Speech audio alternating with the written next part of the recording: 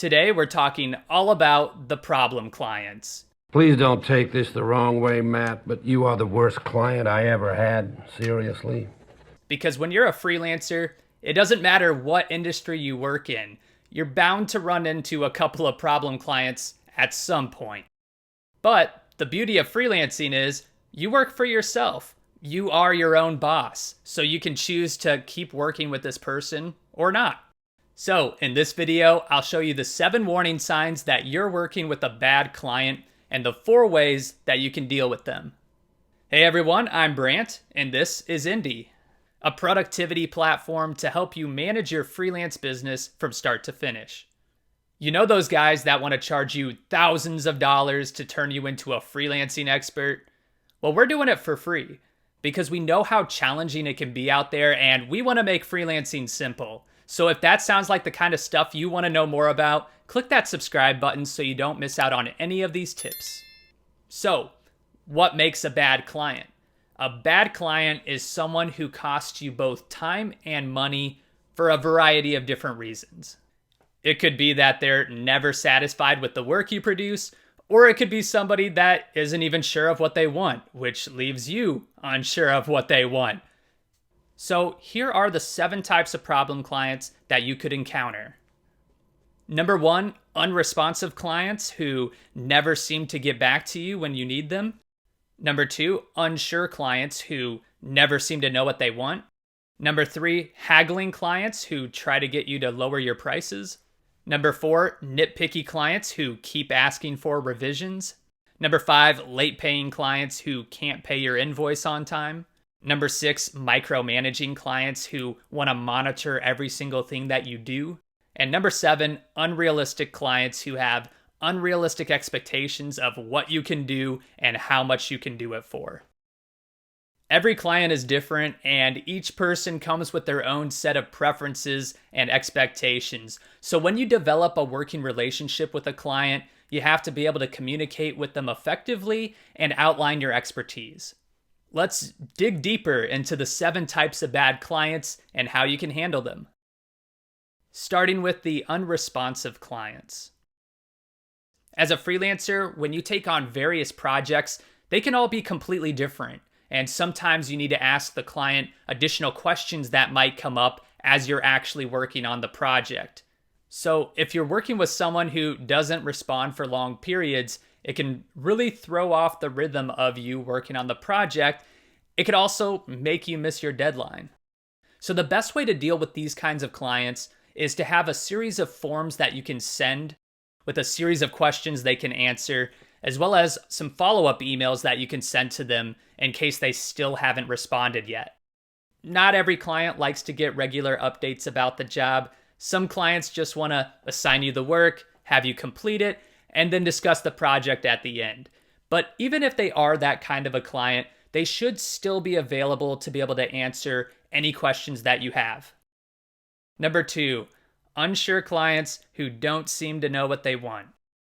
Clients sometimes get so excited about their projects that they hire a freelancer before they clearly know what they want for the project. And this can get frustrating if you're working on a project and then the expectations for that project keep changing, which then makes the work that you worked on previously useless. Anytime that happens, you've wasted both time and also money on something that could have been done in half the time. In this scenario, you might find that a client wants to message you and have you chat about their project to help flesh it out together. And that's fine if you charge billable hours, but if you're just charging for the project, then you're not getting paid any additional money for this extra time that you're taking out of your day. To avoid this, make sure that you're sending clients a thorough project brief before you sign on to complete it. It'll save you a lot of extra work and time.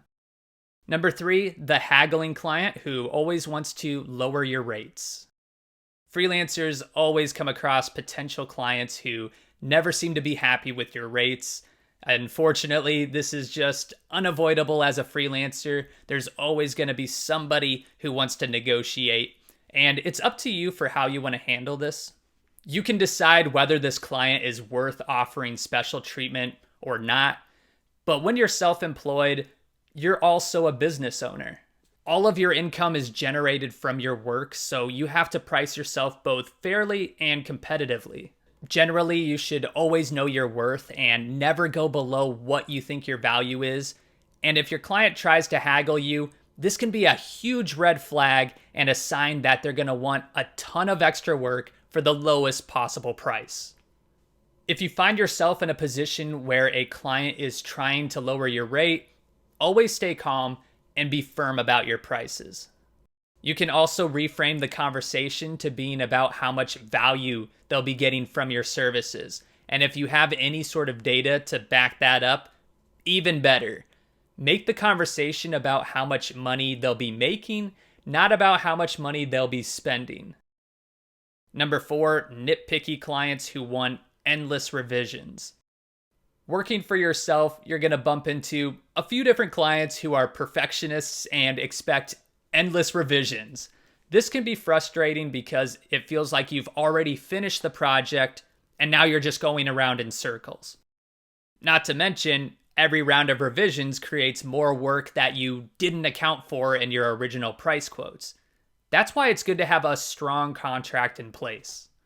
In the contract, you can state that you'll only accept a maximum of 3 revisions and that those revisions will be included in your rate, but that any more will cost extra money. Number 5, late paying clients that can't seem to pay your invoices on time. Clients who pay late can be stressful because you don't want to have to keep chasing down your payments. Every time that you have to contact a client to remind them that a late payment is due, it's taking time away from you being able to work on other projects that demand your attention. One way you can deal with this is to have a clause in your contract that states that there's a late fee penalty whenever a payment is late, and then you can use invoicing software with deadlines for when payments are due. Streamlining the invoice and payment process is much better for your cash flow, and it sets up boundaries early on, especially for new clients. For more tips on how to get money from late paying clients, you can check out this video on how to politely ask for payment.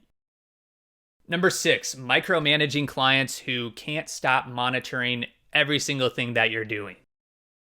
Now, unlike the clients who are hard to get a hold of, the micromanaging clients are people who want to manage you every step of the way and can't trust you to just get the work done. This can be a problem because if you're having to constantly update your client about what you're doing, it can pull your focus away from the task at hand. Now, it is true that as a freelancer, you are your own boss, but you also have to be able to manage client expectations and know how to communicate effectively with them. So the best way to handle micromanaging clients is to establish those boundaries early on about how much you'll be updating them and when you'll be contacting them with questions. If you outline what your clients should be expecting from the beginning, then you won't end up with unhappy clients who think you're just being unresponsive. Number 7, clients with unrealistic expectations. Another common type of difficult client is people who have unrealistic expectations of how much work you can produce. It could be about time, expecting you to write a 10,000 word article overnight. It's impossible. Or it could be about price.